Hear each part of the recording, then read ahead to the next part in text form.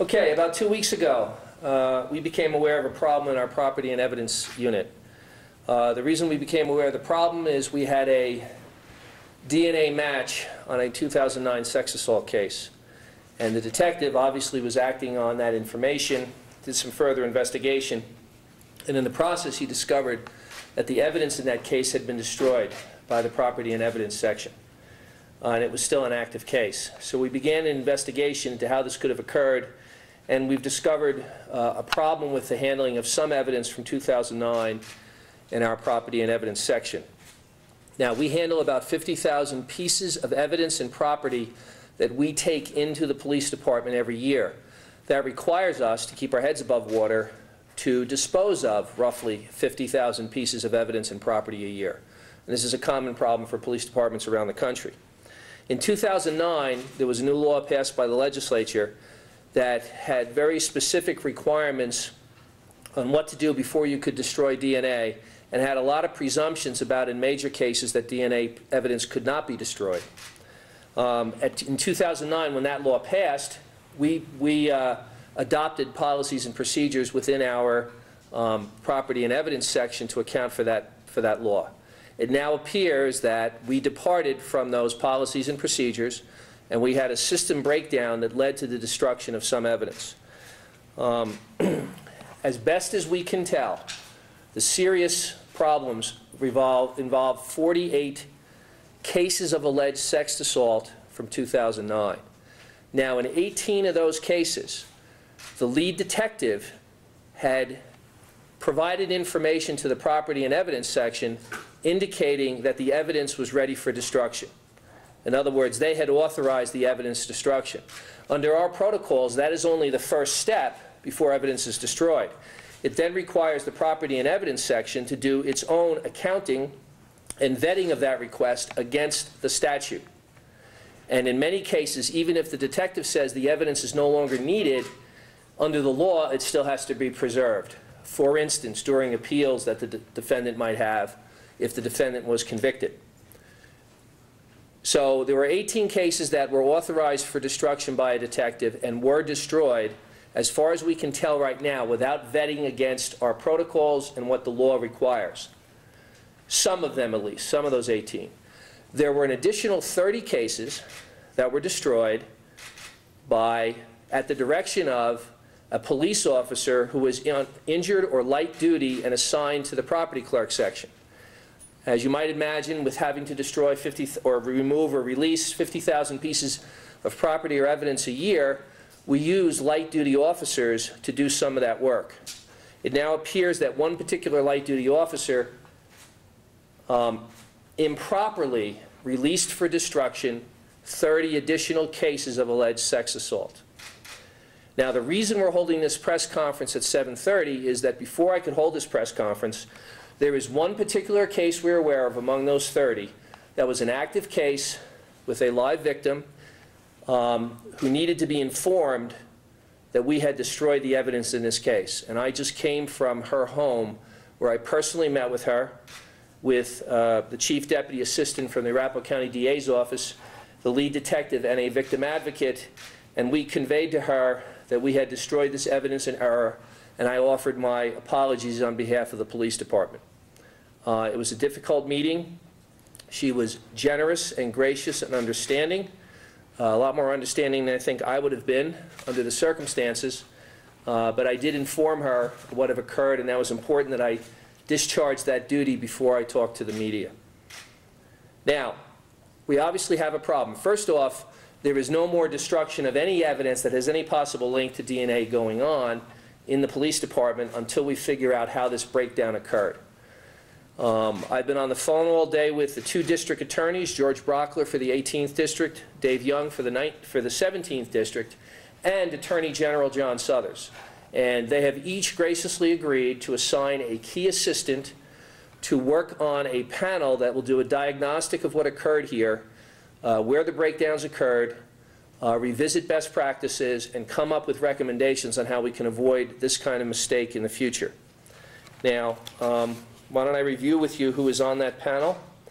That panel will be chaired by Deputy Chief Terry Jones, Senior Assistant Attorney General Julie Selzberg, who is a DNA expert, will be on the panel. I have asked two colleagues, two esteemed police chiefs in the state, to also be on the panel. Retired Colorado Springs Police Chief Rick Myers, and Rick has a special expertise. Rick is a former commissioner of the National Commission on Accreditation for Law Enforcement Agencies. You may know that we are an accredited law enforcement agency. Rick spent years as a commissioner on CALEA. He knows a lot about process and systems. I've asked him to be on this panel. Wendy Rich Goldschmidt, who is currently the Chief of Police for Colorado State University but is retiring in a couple weeks. She has volunteered to be on the panel at my request. George Brockler of the 18th Judicial District has assigned Chief Deputy District Attorney Ann Tomczyk to be on this panel. Dave Young, the District Attorney in the 17th District, will be assigning a senior assistant but hasn't named that person yet.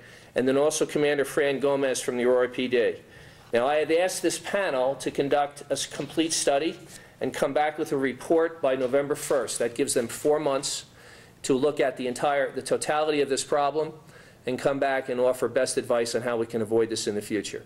Obviously, this is not a good day for the department. We try our best to be transparent. When we make mistakes, we come forward and acknowledge it, and this is a very big mistake. I will tell you that in addition to the one case I've described, for which I met with the victim today, there is one other case among the 48 that I am particularly concerned about.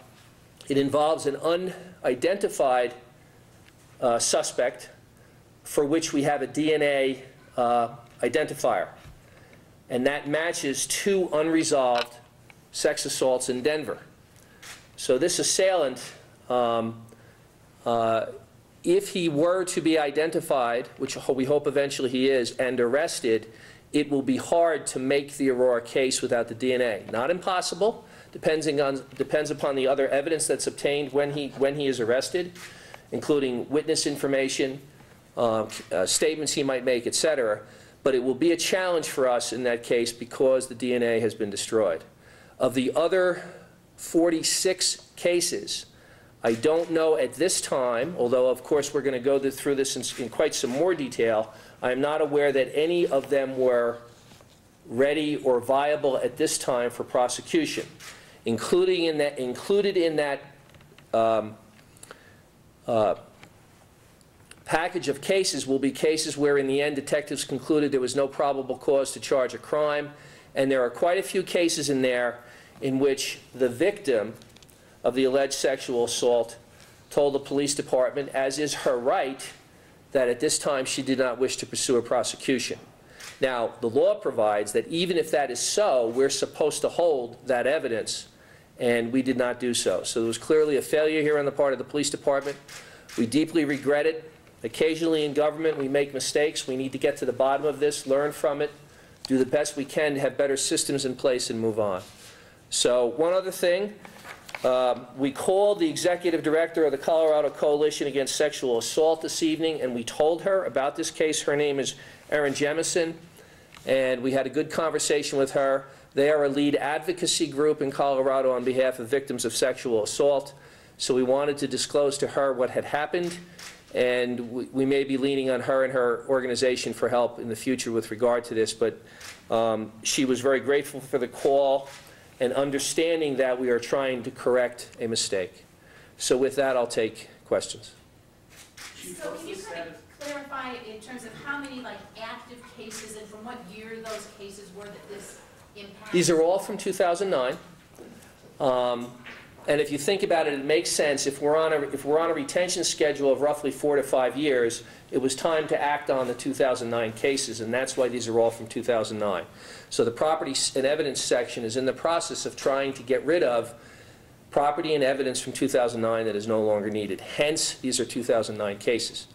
So, I'm sorry, what was the rest of the question? Oh, let me clarify, because that was another question. So this happened just recently, but the cases were from 2000. The destruction occurred? The destruction occurred sometime between January and when we discovered it, but the cases are from 2009. And how many, I guess, sort of cases, I mean, when you had to call the prosecutor and say, hey, you destroyed your evidence, how many active cases are we talking about? Of the 48, 30 were technically considered active, but many of them, the vast majority of them, If they're 2009 cases and we haven't made an arrest, that tells you something about what their status was. They were not cases that on its face at this time had likelihood of prosecution. And they had ranges, and many of them, I'd say the majority of them, one of the reasons they weren't moving forward was that the victim of the alleged assault at this time had expressed a desire not to see a prosecution, which is common in alleged sexual assaults. So the very fact that they're 09 cases, and I've identified 2 that were viable, immediately viable, that I've described, tells you why, suggests something about why they're still lingering from 2009. I hope that explains. And obviously, sexual assault cases are among the most difficult cases to make. There are lots of considerations in these cases besides the existence of DNA evidence. They're very complex cases, and but as I said, there are 2. Now, I believe, based on the preliminary information I have, and again, this is what the panel's for, they're going to tear through all of these, that there might be 1 or 2 other cases among that 48 for which a prosecution may be viable someday. So who was next? Brandon? The woman you met with, what's the status of the suspect in her case? Have you identified him? Has he been charged? Is he... Well, I want to be very careful. I don't want the woman identified, okay? No, he has not been charged. We were on a path with this DNA match. We were on a path to do our very best to charge him. And after considered review of the entirety of the case, not just the loss of the DNA evidence, the entirety of the case, the conclusion was that the case is no longer prosecutable. Wait, to clarify, so the one with the DNA match is the one that you actually went and talked to? Yes, that's where I was before this meeting. And so and because of the loss of the DNA... So that's the case that triggered our knowledge that we had a problem, okay?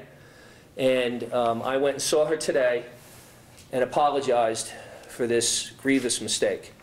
And only then did I feel comfortable coming and telling the public about this. But you mentioned that there was one other case that you were very concerned with, Right. an unidentified suspect who had just 2 unresolved sexual assault cases in there. Is Right. that a different case? That's a different case, okay? There was a So he's not identified. We don't know who that is, and Denver doesn't know who that is. We just know that the 3 cases match. The DNA profile matches. So hopefully someday he will be identified, he will be arrested.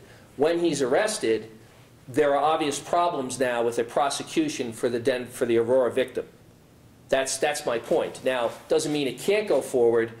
Depending upon all the evidence that is finally collected, including possible admissions or eyewitness identification, once he's identified, that case may go forward. But that case is obviously harmed by the destruction of the DNA evidence here. And is that the same with the case with the woman whose suspect was identified? We've had the first case, we've had lengthy conversations with the district attorney, and the chief district attorney in charge of the special victims unit went to me with her house today to tell her, essentially, because of this destruction of evidence, her case is not likely to ever be prosecuted, which obviously is a very sad moment and a very painful moment, but I felt obliged to go and deliver that information myself. Did that suspect, and you may not know this, but does his DNA match in any other cases anywhere else? I don't know that. Will the officer who was on line duty, will the officer who destroyed this evidence, will he face disciplinary action? You know, we will do all that we should do to fix this problem, including assigning accountability where we have to. But I have to tell you, as a chief executive, this looks like a systems and process problem. No one, including that officer, intended this consequence. It's a mistake. So the answer is possibly, but that's not the principal driving factor here. What we need to do is correct our systems. Well-intentioned people in the property and evidence section made a mistake here, and we have to fix the mistake. Would you call that poor training or not enough training? I suspect that training was part of the problem here. I've looked back at, as part of this, I've looked back at our existing protocols, and I can see how they could be misinterpreted, that they could be written with better clarity. I'm sure that's one of the things the panel will look at. There's a lot going on here, but this is not one of those times where it's certainly not anyone did this intentionally to to destroy evidence and harm the rights of a victim. This is a tragic mistake. What else? What about any cases that are currently on appeal about this evidence? I don't know what the consequence will be. I know that some of the 18 where the detectives authorized destruction, we were supposed to keep those cases pending appeals.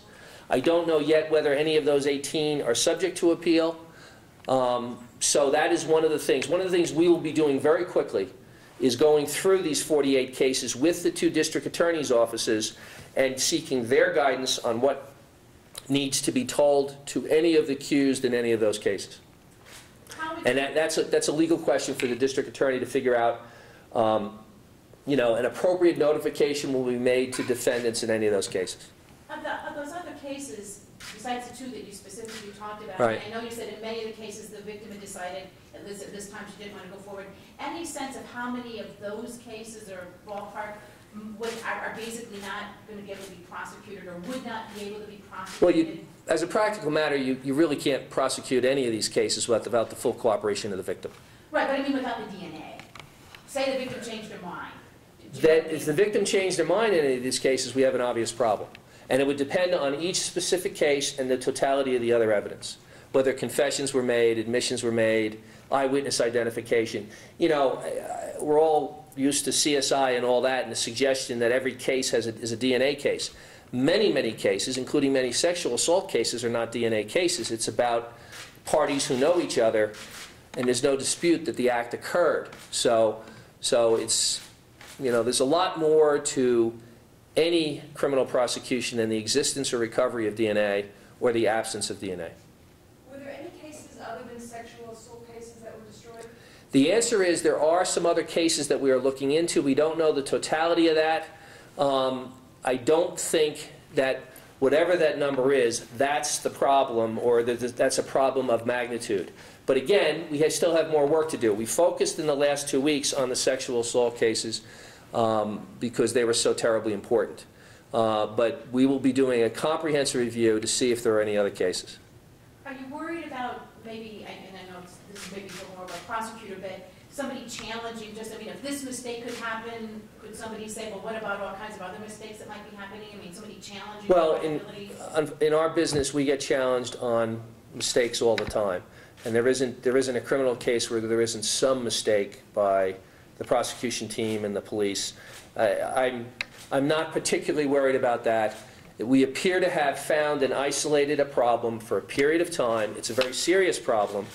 We identified it, and the interim action of not destroying any of this evidence until we figure any future evidence until we figure this out corrects any problem. So we've put a stop to it.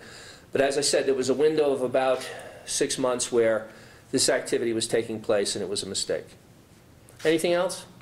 Was the suspect that you referred to in the case that is no longer prosecutable, was he ever taken into custody, or had the investigation not reached that part yet? No, we hadn't reached that point.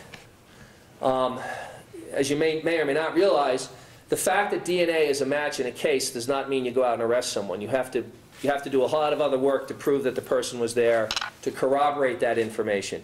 And that was only beginning to be done by this detective based on the DNA hit when he discovered that the evidence had been destroyed. Do you know how many of the sexual assault kids have been tested for DNA to see if there were DNA matches? So out of those 48? The 48, no, I don't know. No. Anything else? Okay, again, obviously we take this matter very, very seriously. We're doing the best we can. Occasionally in policing, organizations screw up. We certainly screwed up in this case. We are deeply regretful of that, and we're doing the best we can to fix the matter. Okay, thank you.